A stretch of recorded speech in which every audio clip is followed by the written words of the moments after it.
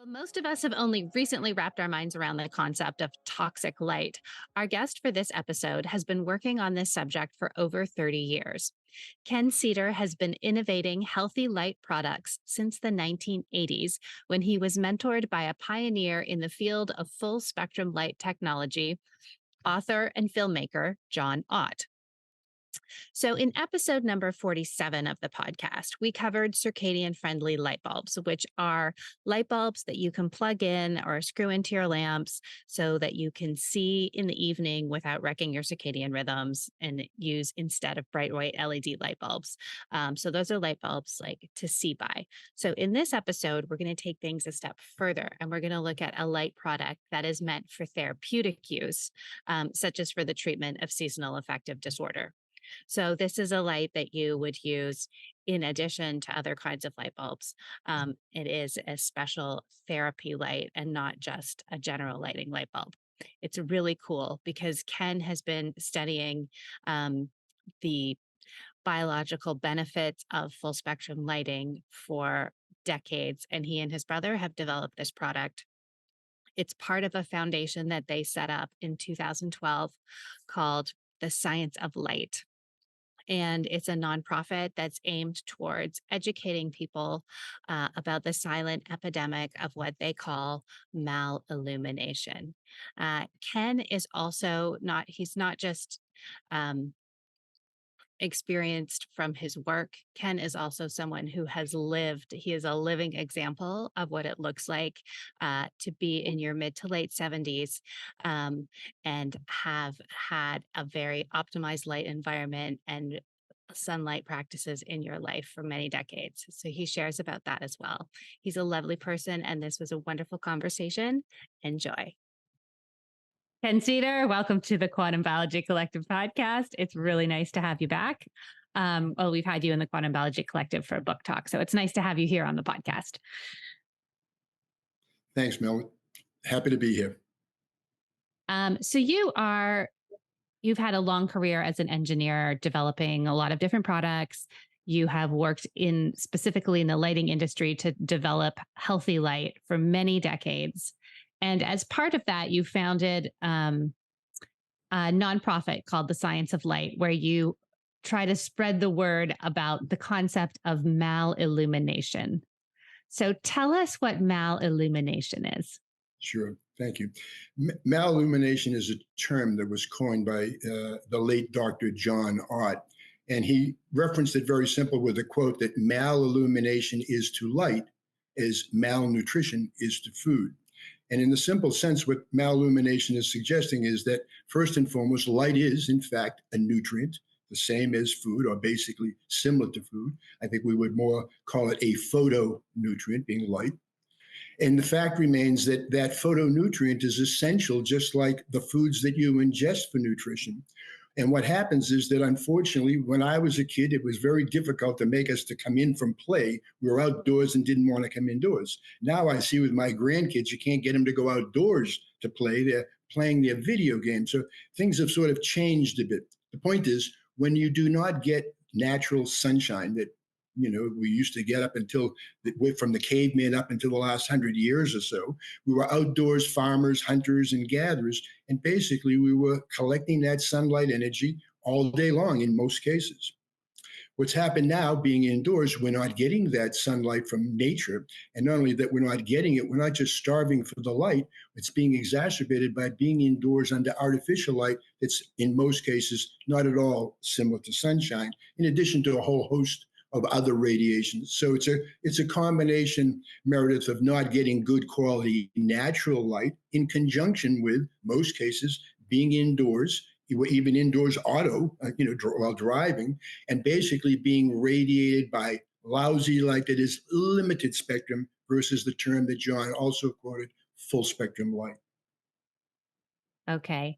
And just to get into John Ott for a minute, because he's such an interesting character, he came to this, in my understanding, not necessarily as a scientist or a researcher, but as a cinematographer. Correct. And he was filming plants and flowers, and he started to notice how differently the blooming and the thriving of the plants was depending on the light that was on them. And he was like, hey, wait a minute, what's going on? Is that, Well, tell us I, about that. I can expound that to be a bit more specific. What really was the point of wow for John, at least as he Hmm. told me. He definitely was an observer, as you've said. He was pretty much, if not the father of time lapse photography, the speeding up of sequences that probably many people have seen and may not have known it was the work of John Ott with Walt Disney. A lot of the Walt Disney, sequences, especially of flowers and plants blooming, as you've mentioned. The fact is, he was growing the pumpkin for Cinderella for Walt Disney. And my limited knowledge of horticulture and memory was that the pumpkin plant, to grow it from seed as it grows, I guess it has both male and female flowers somewhere along the process of its growth. Well, Okay. John was living in Chicago at the time, and he was indoors. I don't know the season, but he was doing his work indoors. And he was, again, with his time lapse cameras, watching this pumpkin seed grow. For some reason, he was only getting uh, male or female. He was not getting both, is the bottom line. Okay.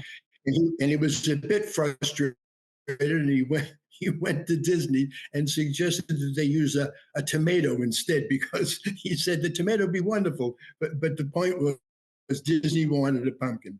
Anyways, in the Okay. midst of their conversations and John going back to try it again, lo and behold, a fluorescent tube in his studio went out. He went to the hardware, changed the fluorescent bulb, and basically started the project again. Whatever he was getting initially, let's just say it was male, now when he Hmm. changed the bulb, he was getting only female. He was in a state of shock, couldn't imagine what had happened. Then he realized changing the light altered the fact of a male versus a female flower. That was the beginning. That was his aha moment of Mm. recognizing light and biology, especially with his plants. That was the beginning, I think, of his primary research that took him from just being, a photographer and time lapse and all the wonderful things that he was, but it really took him into the world of photobiology. So interesting. So he's growing this pumpkin plant. He needs it to bloom the way it would bloom in nature in order to Correct. film it properly. He's only Correct. getting the male parts. Correct. And then he is only getting the female parts. And he's like, what changed? And the only thing that changed he could think of that changed was the light Was it? bulb. You are correct. Okay. And so the light bulb, was it a different light bulb then, I guess? This, Yeah, I'm sorry, of course. And yes, without really remembering the detail, the point was, as an example, you could have yeah. cool white. So there was a variety of options with fluorescence that one could get softer or brighter or whiter or Okay. whatever the case. I don't know what the change that he made, but the fact was that the tube was qualitatively different than the one that he had replaced. So two different tubes of, for lack of better, two different spectrums elicited two different biological responses from the plant. Fascinating. And Yeah. neither of them were the response that you would get had the plant been outside under the sun, where it would have bloomed with with all the That's flowers necessary. that was correct, and that is absolutely correct. And that led him, by the way, just to take it an inch further, that led him to a meeting with.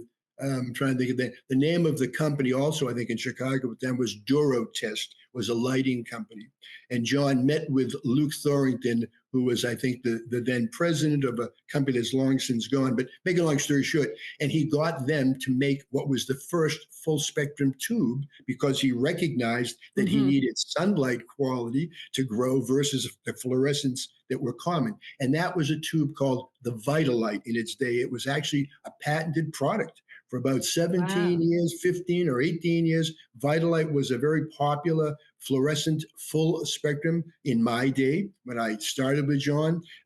But the point is, all of the lighting companies at the time said, "Oh, that's poo-poo, that's baloney, that's junk." GE and Philips, ironically, wouldn't you know, when the patent ran, everybody made full spectrum light. So the fact, So the where fact is it? What's the like? Where are those full spectrum light bulbs? Like, well, why aren't they easy to current buy? well, currently they are now in the marketplace. There are, I think it's fair to say, I'm sort of away from it, of sorts Hmm. fluorescent. But the fact is, I believe that all of the major lighting companies that make fluorescent lighting, using fluorescent, for example, they do make full spectrum lights. They may label them as daylight or natural light. They may have Mm. different labels. The criteria is a measurement of the Kelvin temperature and the CRI, the color rendering. However, the fact remains they are out there in the marketplace. If you look for a fluorescent tube that has a CRI of 90 or above on a scale of 100 being sunlight, and a Kelvin temperature of being 5,000 or above, excuse me, with 5650 being the ideal that John Ott promoted, being noonday sunlight, 5650 Kelvin. The point is, those two, if you have both of those 5,000 or above and a CRI of 90 or above, John Ott referred to those as full spectrum light, artificial lights. The downside, if I might take it even a little bit further, when John was using those Vitalites, which he was promoting for the company for many years, he was, again, I don't know whether it was work for Disney, but whoever he was doing some work with, he was noticing that he had some large banks of fluorescent tubes, multiple tubes stacked basically in a large fixture. And he was growing some seedlings, some potted little plants that he was filming. And he noticed that the plants in the center versus the plants that were extended along the length of these 8-foot tubes, the closer they got to the ends of the tubes, the plants were having stunted growth. So that really got his attention. The center of the center of the tube, the plant was growing beautiful and flourishing the way one would hope and expect. And yet they get closer to the cathode ends, the ends of the tube, and they were having stunted growth. Not only stunted growth, he was starting to discover that the plants were getting cancerous growth. So that really got John, got his attention. Lo and behold, he then did more work and he discovered that the fluorescent tube, as many may know, is technically a cathode ray tube. And what that means is from one end of the tube to the other, it sort of shoots a gun, like a beam. It shoots from one end to the other, and it excites a gas, and the gas turns ultraviolet to make the phosphors that are on the inside of the tube glow and gives you light. Anyways, what he did was he tested by putting a lead shield on the cathode ends and started his video work again.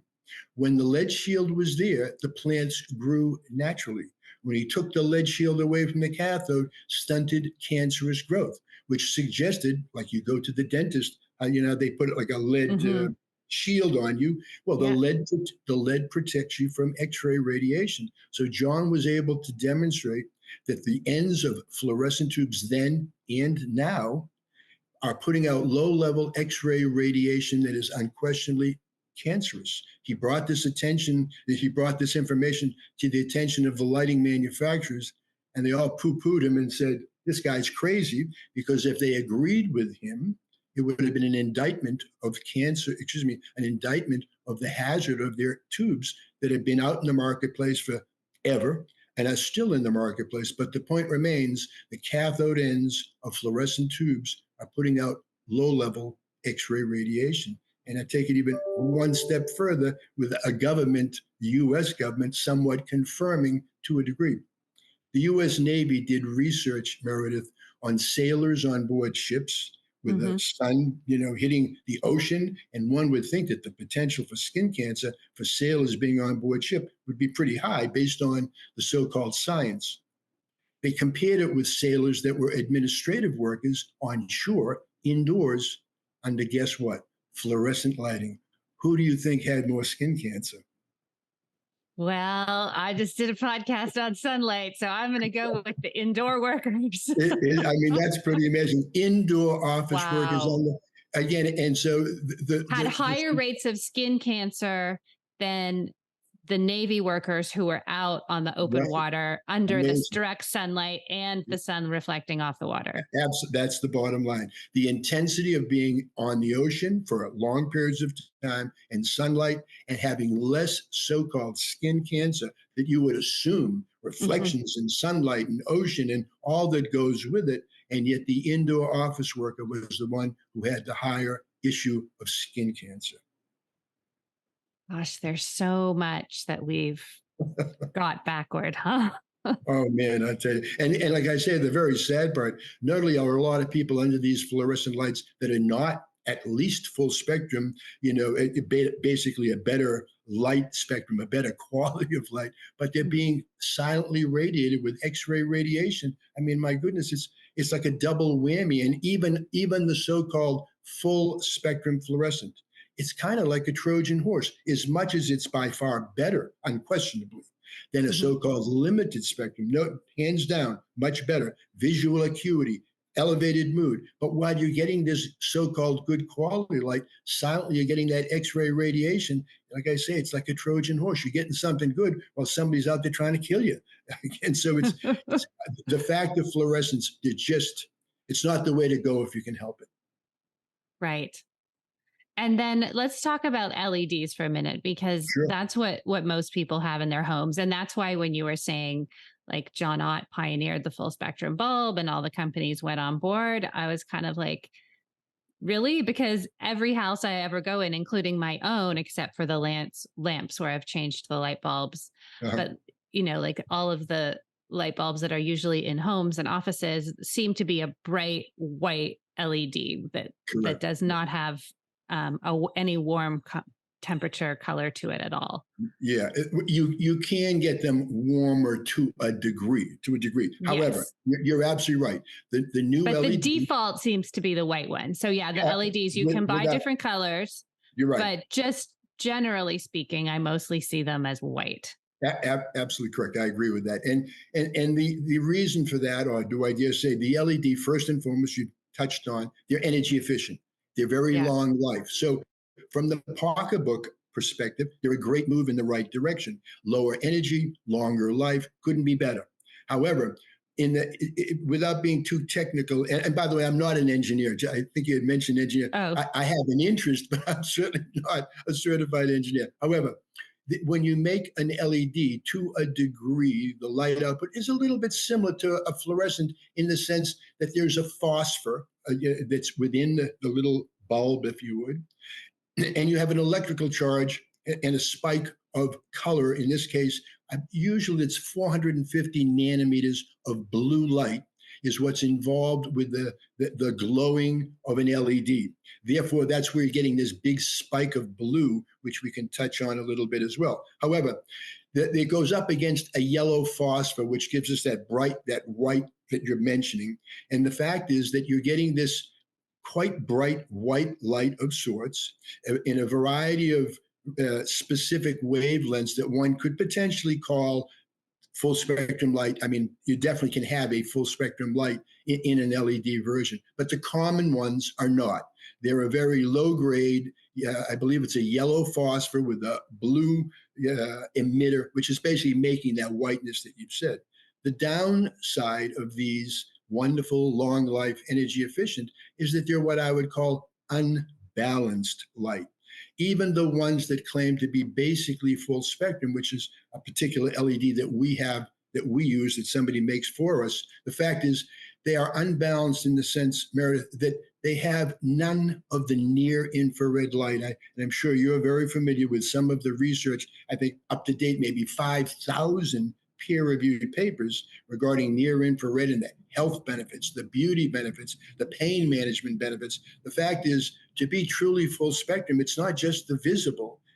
There's invisible wavelengths. On one end, you have invisible ultraviolet that John Ott was pro UV.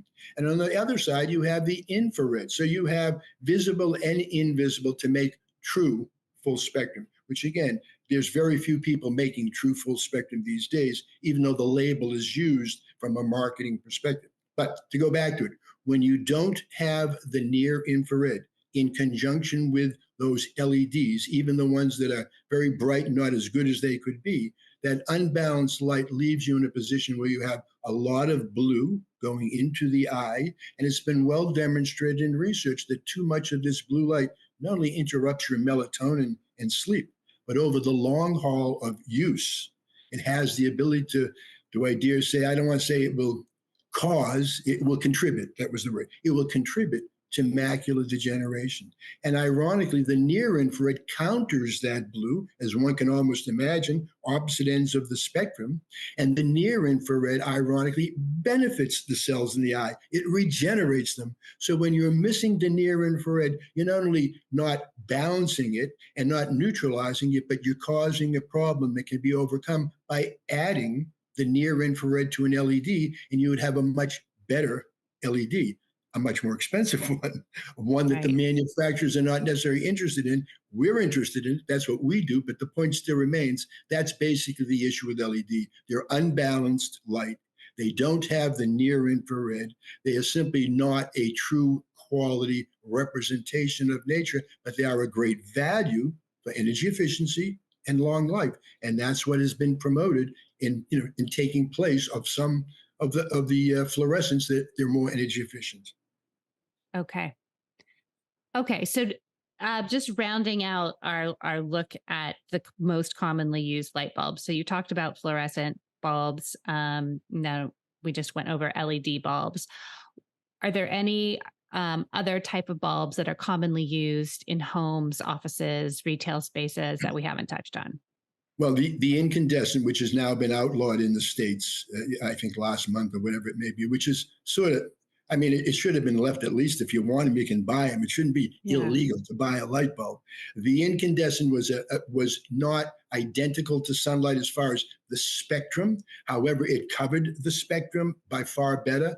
The reason for the incandescent going out, as anybody can know, if you put your hand near an incandescent bulb, you'll feel the heat. That heat Mhm. is the far infrared light. And by fact, what's occurring, instead of giving you light, it was giving you heat. Thus, they were inefficient. So incandescents were a good choice for visual acuity, were a very good choice as far as health compared to fluorescents, were a very good choice compared to the LED for health as well. The fact is, unfortunately, they're simply not available, or at least limited availability, since they've outlawed them, at least here in the United States. Yeah, which is insane because there's such a nice choice for, Oh, especially for lamps in the evening once the sun is going down and you just want like a nice warm, you of want course. a warmer environment, a warmer light environment. And yeah, so well, that's okay. That's a whole other topic, but I think you can buy them if you say they're for decoration, but I don't know. That was the last time they were outlawed. You could do that. Yeah, I haven't actually checked during yeah. this I'm this not sure. version of the light bulb prohibition. Okay. So, fluorescent, LED, incandescent, what else? Any You other? could there's a halogen light bulb that's quite Mhm. white. It could be perceived to a great degree of a very bright white, somewhat akin to full spectrum. The downside of halogen, if you've ever seen a halogen fixture, you'll see that in most cases, at least the so-called newer modern, they have a very heavy piece of glass, usually in front of the bulb.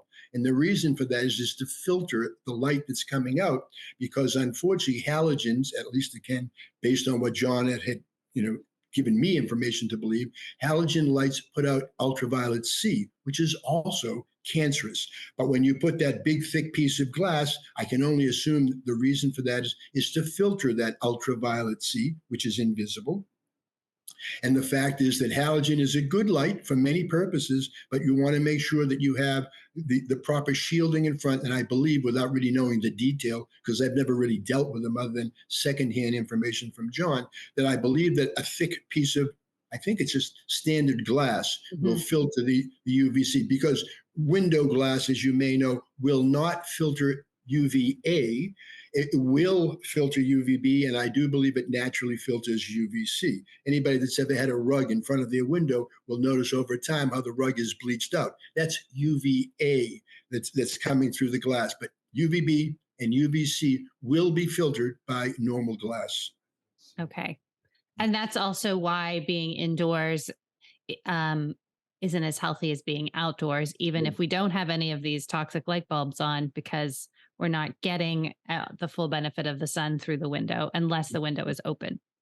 Correct. Okay. The one thing, the other thing, just a little bit with respect to UV, the UVC is definitely cancerous, does not come to Earth naturally. The Right. UVB does. However, the UVA, for whatever it's worth, I don't know the exact proportion, but UVA is about 90, about 9 to 1, I guess, to UVB. And ironically, even though UVB is directly related to vitamin D, we have definitely, when we made Ott lights many years ago, we were using, based on John's recipe, what they called blacklight, or UVA. And ironically, the UVA, for some of the people that used our lights, they were definitely registering higher percentage of vitamin D. So that line between UVA and UVB, depending on who you speak to, is a variable of sorts. But the main thing I Right. really want to say is that the UVA definitely is about 9 to 1, and you're correct. You do not get the full value of sunlight without stepping outdoors. Even if you have a visor or even an umbrella, just getting outdoors in nature, nothing will compete. Nothing. Nothing compares. No. Right. Okay. And yes, I mean, we were speaking about that a little bit before we started, and I asked how you were, and well, just tell me what you were saying. I'm 77 years young, I like to tell people. And as much as I'm very fortunate to have good health, I really attribute a great amount of that good health to the fact that most every morning, even in the lousy weather, even in cloudy weather, as a general rule, I step right outdoors. There's a beautiful patch of grass and trees. I live almost in an arboretum. It's amazing. My good fortune where I live in Arizona, sunny Arizona. And I step out onto wet grass because the sprinklers lay out that water first thing in the morning. I'm out there barefoot. I look toward the sun. I drop my eyes. I don't close them, but sort of like, half mast and look toward the morning sun. And I swear that 10, 15 minutes, or depending on my time, I believe that is the cornerstone of my good health. I'm not saying it because I'm involved with healthy light. I'm telling you that from the heart, do I dare say that the morning sunlight, I cannot think of anything, Meredith, as I've already mentioned to you earlier, I do not know of anything that's more important, admittedly fresh air, clean water, but all that, even air and water, according to all the religious and philosophical books, let there be light. First there was light, then there was oxygen and water. So I say again, I don't think there's anything that any of your viewers could possibly do, no matter if they're in great health or unfortunately if they're in poor health. If they want to find the simplest, least expensive trick, step out in the morning sun. Preferably take a 10 or 15-minute walk. Would even be double. If you can't get it, at least step over by the window. Preferably open the window and give yourself a little sun bath, at least for 10, 15 minutes. I assure anybody, if you're patient, because nature sometimes works kind of slow, but if they're Mhm. patient, they will absolutely see a benefit. I don't care how healthy you are or how ill. Get some morning, in particular, sunlight to set your circadian rhythm and basically give yourself a boost of energy, to start your day every day. That is such important advice. And I think it's like the most, like we repeat it a lot, but to hear it from somebody who's been practicing it for decades, and had the good fortune to learn about it, decades ago, and now to see where you are and how you're feeling. I mean, you're just a true example of how that practice is really foundational to health. Like, I, I, you're I say very it, robust. yeah, well, thank you, and I appreciate it. I mean, I admit I have a light diet. I've been a meditator for many, many years. I see that diet of what I take into my body as well as my mind, but the combination of that for me, meditation and a light, healthy diet, along with it, sunlight, again, 77, no aches, no pains. I'm not on any medications.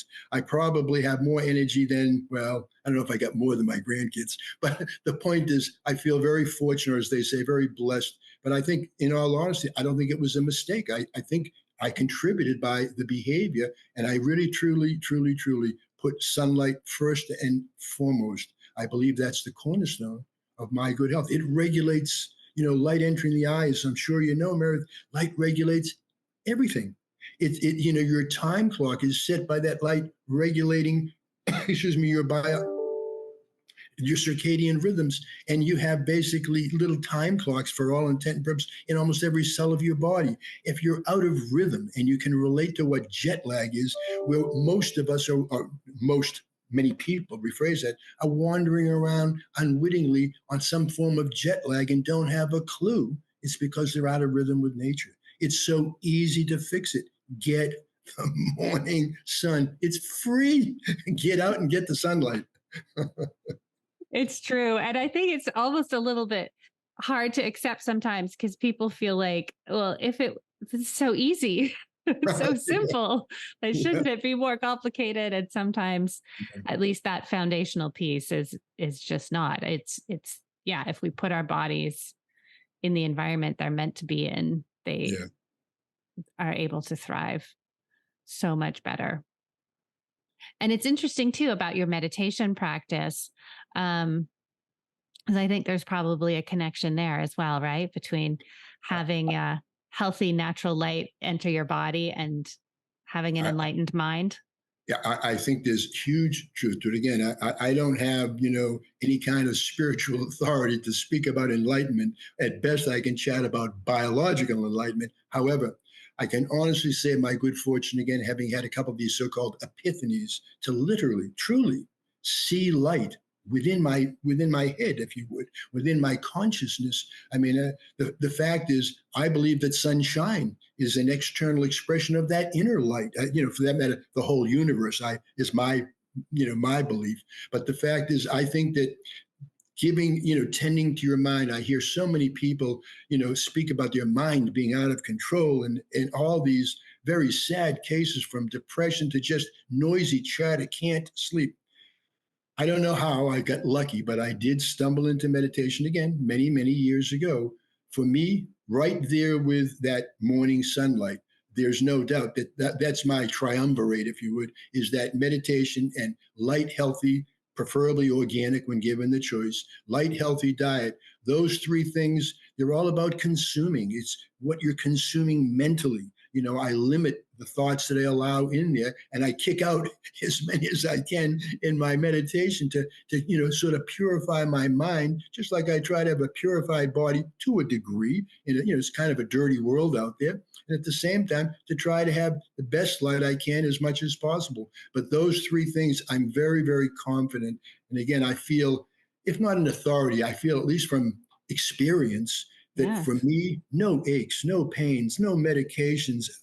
I look around, I see a lot of very unhappy people that are looking pretty old. At 77, I'm saying, I'm feeling pretty damn good.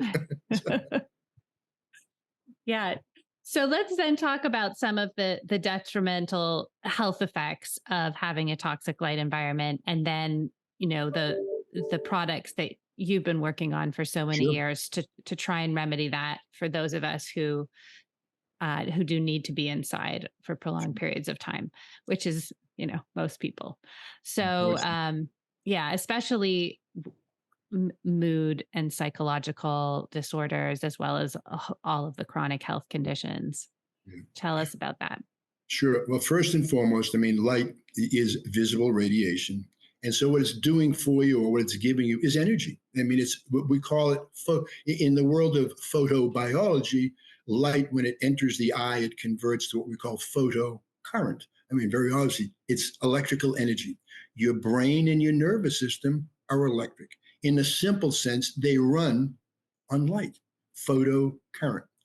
If you were standing naked in the noonday sun, 98% of the sunlight's energy, its voltage, its benefit, enters the eye through which is the smallest organ. 98% of that light energy enters through your eye, goes directly to your brain, and regulates everything from circadian rhythm to mood to sleep to appetite. 2%, just 2%, enters your body through your skin, the largest organ of your body. Well, can you imagine if only 2% hits the skin and makes vitamin D, amongst other things? Probably every one of your viewers has got the idea that vitamin D might be important. Can you imagine if 2% makes vitamin D? What does that say the potential of, just mathematically, to have 98% go into your eye and go directly to your brain, that regulates your circadian rhythm, that regulates everything? So the bottom line of what you're getting is energy, lack of better, and you're getting in rhythm or getting in sync with nature. If you don't get that energy, well, we certainly all know the word fatigue. If you don't get that light properly at the right time of the day, there's too many people, there's billions being spent on sleeping, I'll say medications, I'm not really sure, even herbs, vitamins, and people are still not sleeping. The fact remains, when you get that morning light, ironically, it triggers the release of melatonin 12 to 14 hours later in the day.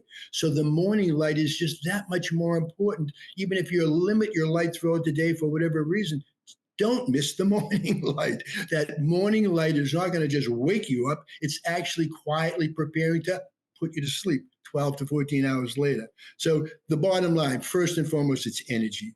If you're lacking that energy and if you're out of rhythm, I don't think I really need to tell too many listeners what that might look like, starting with just think of jet lag. How do you feel when you get jet lag? Well, if you take a moderate or reduce the extreme of a full-on jet lag and just imagine moving around through life in a semi-jet lag, that's the problem with not getting specifically that morning light and preferably good quality light throughout the day. So it's really energizing, basically regulating, regulating circadian rhythm. And the final kicker, light and metabolism go hand in hand. Metabolism is 100, not 99, 100% dependent on light. Metabolism, the fire that keeps you going, the fire of your biology is metabolism. It is 100%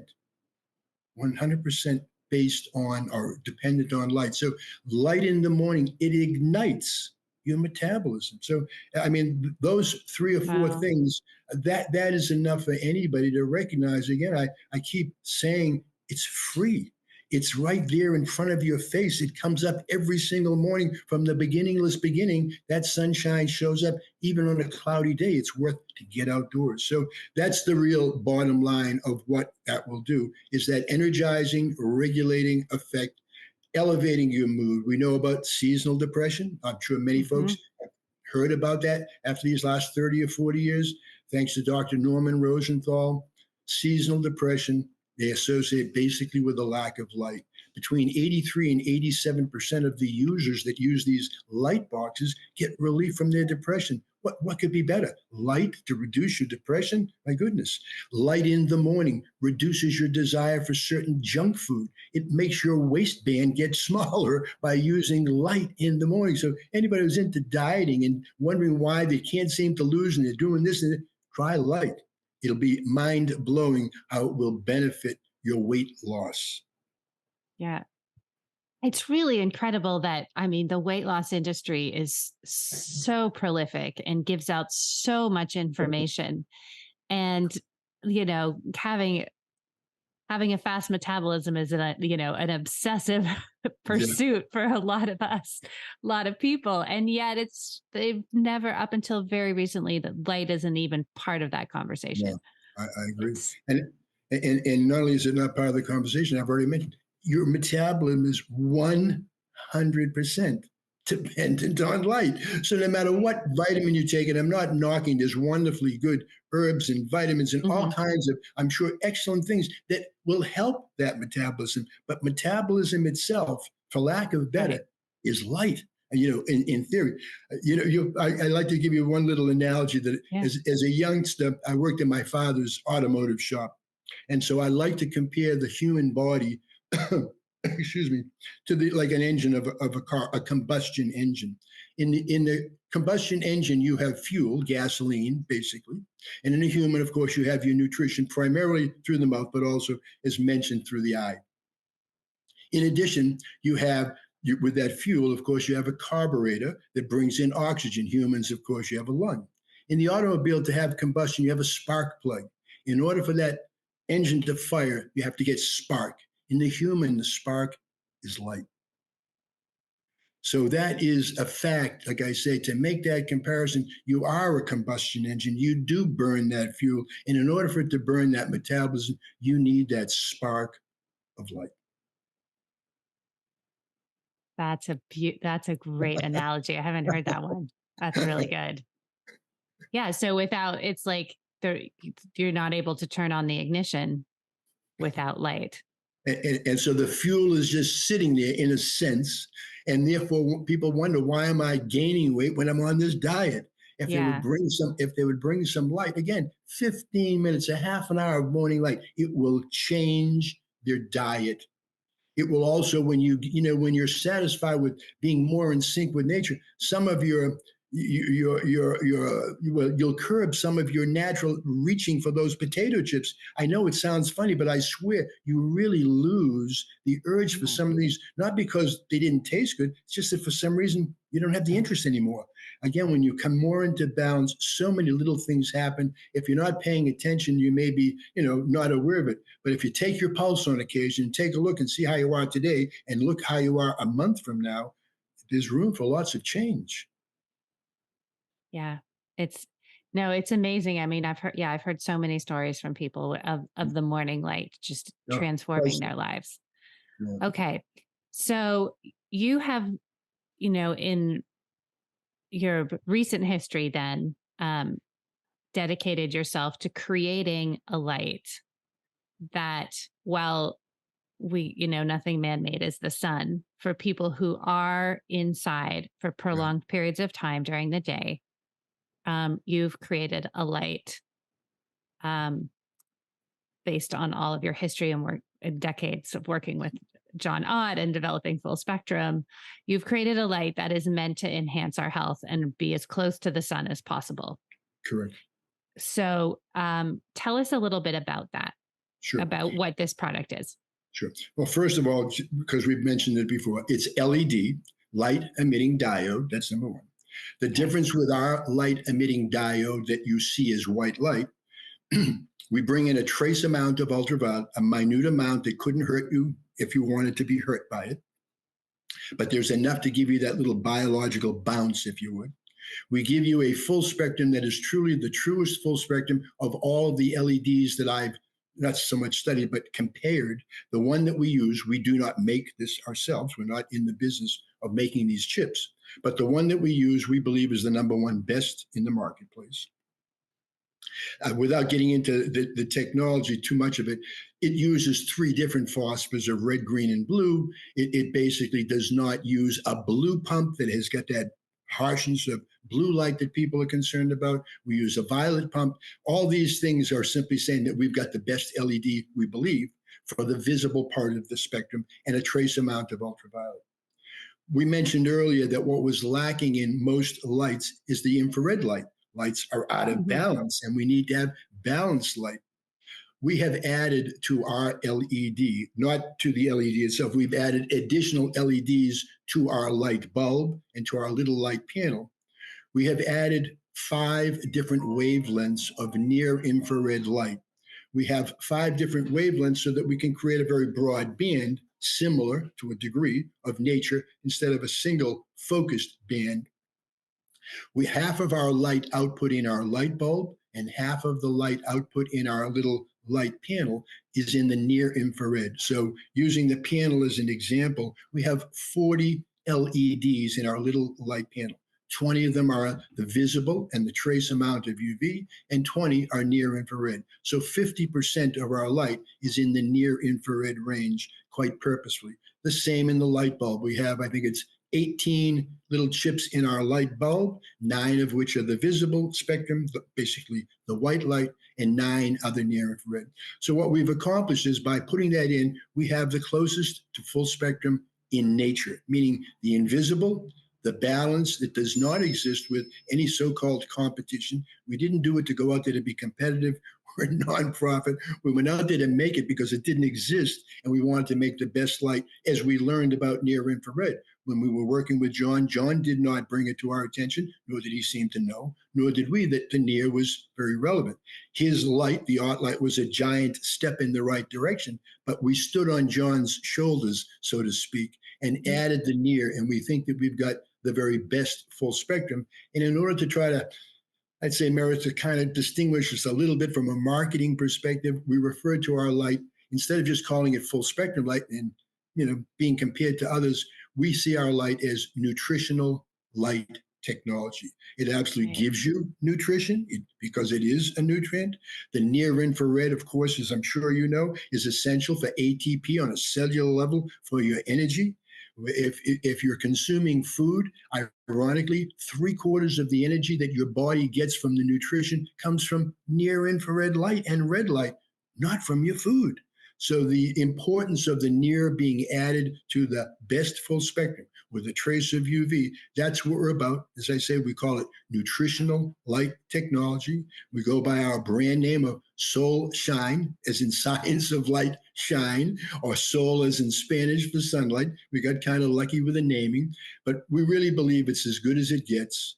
And for that matter, like I say, we put it out there after 10 years of being nonprofit, just raising awareness. We only made the product recently as we discovered, we being myself and my brother, as we discovered the importance of the near and the fact that it was lacking as we learned.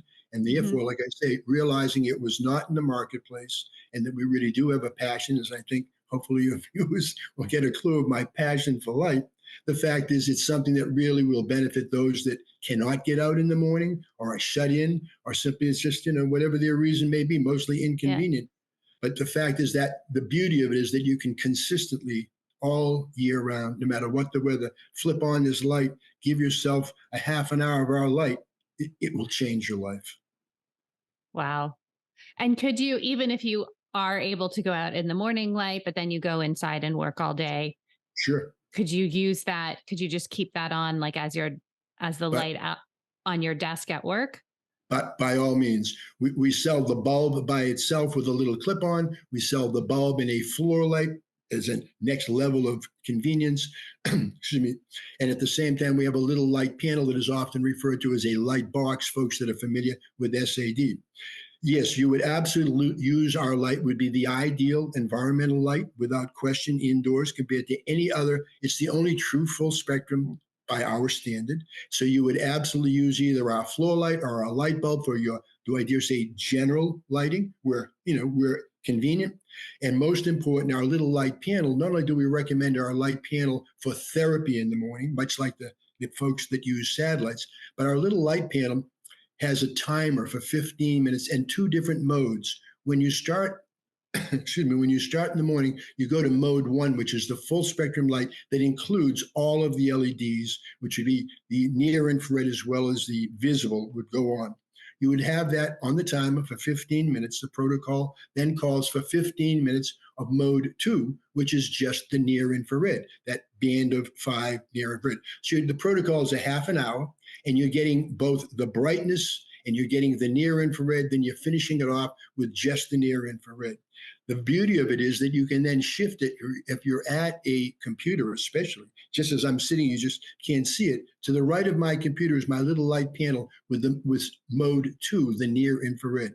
By getting that near infrared while I'm at the computer, it's countering the blue that's coming from the computer. It's not stopping it because that's coming out, but it's countering it. So it's sort of balancing out the light. Simultaneously, the near infrared, the research has already demonstrated that the red and the near, again, benefits the cells for regeneration in the eye.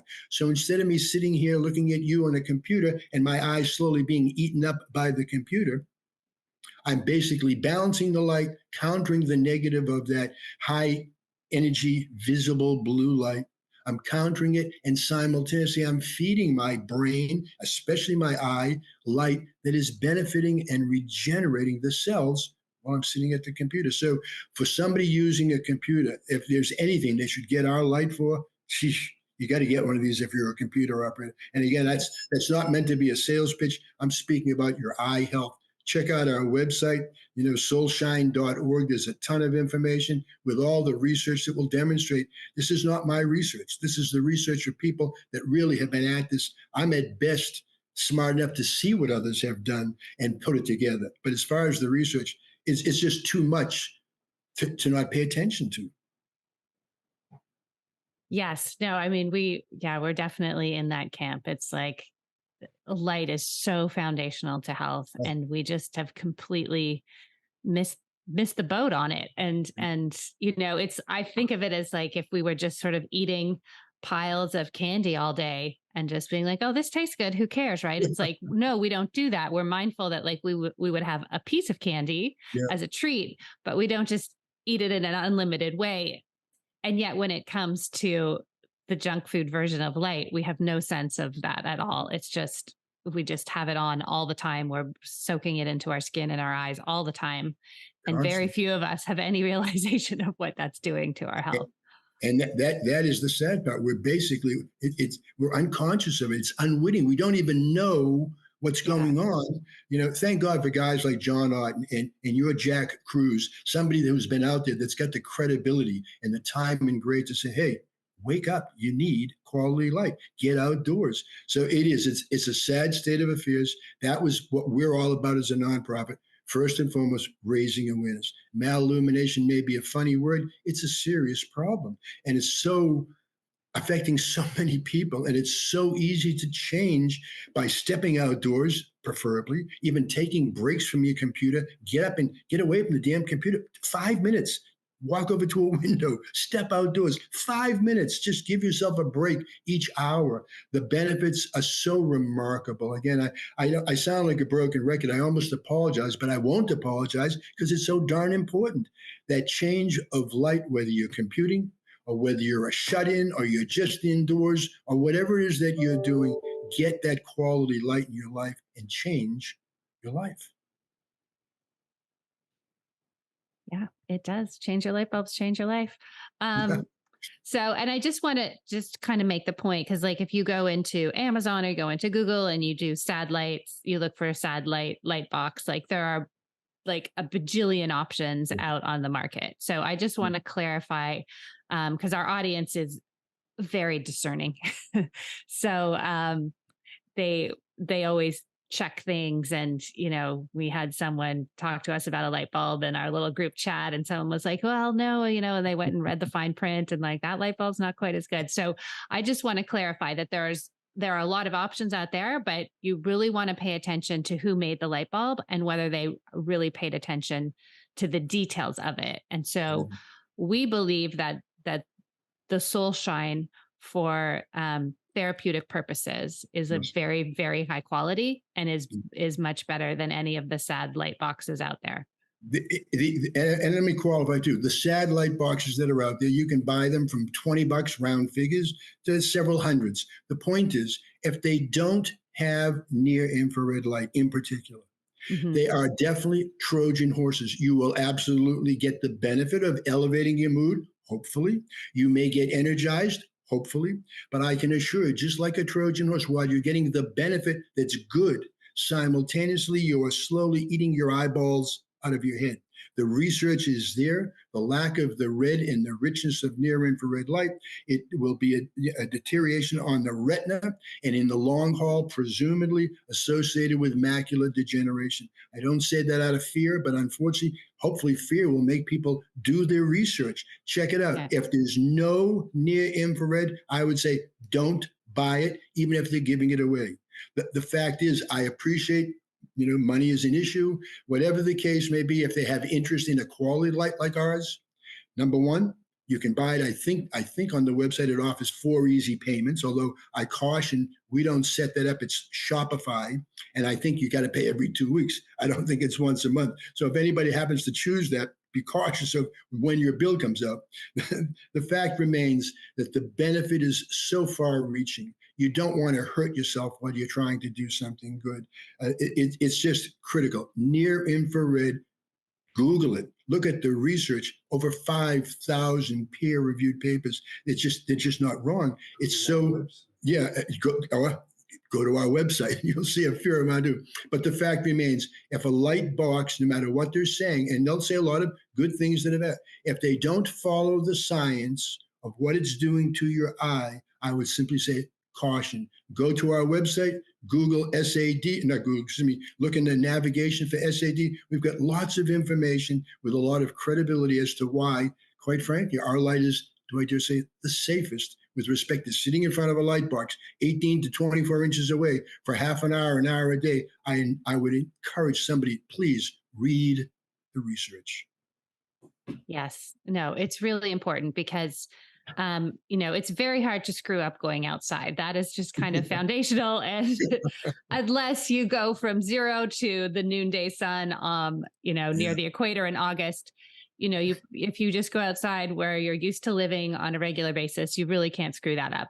No. However, when it comes to buying products manufactured by humans, there are, we really do need to be careful because we are so exquisitely attuned to the light that it it really is important to do the research on a product before you buy it. And I will say that we don't have many I'm very careful about my guests when it comes to products. I have a handful of people. We're going to do a little series on light bulbs. So, yes, you can consider this an endorsement because as you've heard from Ken talking for the last 40 minutes, like he really, really knows what he's talking about. And I really love to speak to people, to these product creators and entrepreneurs, where I can clearly see their passion for the science and their passion to bring that science into the product. And then they figure out how to market it later on, right? It's not, whereas some of these other products, it's the other way around, right? They'll glance at a research paper, they'll come up with a marketing idea, and then they'll just, the product is whatever. So I love finding, I lovingly call you all, nerds. We're all nerds on this, to find people like that. Cause it's not very common, there's just so much stuff out there that I do really, appreciate and want to support those of you who are doing it through the lens of the passion and the deep, deep research. Thank you. I'll make a closing comment too, only because, our lights are not inexpensive. Unfortunately, we're sorry for that. Yeah. Unfortunately, we have to pay the bills, whatever the case may be. Here's something that may help people also justify, for lack of better, especially if you happen to take vitamins, which I think vitamins are the number one therapy worldwide. But vitamins can be reasonably expensive, not to mention if you're trying to take good nutrition, just ingesting, healthy food. What a lot of people don't know that I learned from one of your other guests in days gone by, Dr. Jacob Liebman, although I heard it from John Ott, but Dr. Jacob Liebman, who I find, to me, he's the next John Ott of sorts. I just love Jacob Liebman. I think he's really brought a message from light to consciousness, quite frankly. Anyways, yeah. Jacob, I got a great education from a paper that Jacob wrote about mal-illumination. And very simply is, not only is light a nutrient, a photonutrient, but as we've already mentioned, metabolism, all that you ingest, especially your vitamins that may be expensive, your supplements, as well as your food, if you do not have the full spectrum of light entering your brain or entering your body through the retina of your eye, you will not metabolize what you've ingested properly or fully. And I hate to sound rude, but a good part of that nutrition will go down the toilet bowl. So if nothing else, if you were to save only 10% of the value of the proper light, if you added the cost of that light and spread out over time, and if you spend, hypothetically, between your vitamins, your nutrition, the average person must spend $500 a month for foods and vitamins, I'm guessing. But just imagine if you saved just 10% that was not wasted. That's $50 a month. How many months does it take before all of a sudden that light was free? And then you use it? Our lights will probably last for most the rest of their life. So yeah. The fact is, there's an economics that maybe sticker shock initially if you say, oh my God, that's an expensive light bulb. Agreed. It's expensive because it's good. It's expensive because it works. And as I say, if you do the math, you'll see that in a sense, health-wise, it more than pays for itself. Yes. Yeah. I mean, I think we've all, we all make investments in our health. And so, yeah, to invest in a really high quality light environment. Yeah, I agree. It's one of the basics. Ken, yeah, my appreciate pleasure. that. My pleasure. So Ken, any last parting words that you'd like to share with us on the science of light? No, I think I've said quite a bit about it. I've mentioned, a lot about light. What I would say is, as I mentioned to you when we first said hello this morning, the brightness that's shining out of you, that's what I want to make reference to. I can only assume that it's a happy, healthy life that includes light. Thank you. Thanks for being here. My pleasure, Meredith. Thank you very much.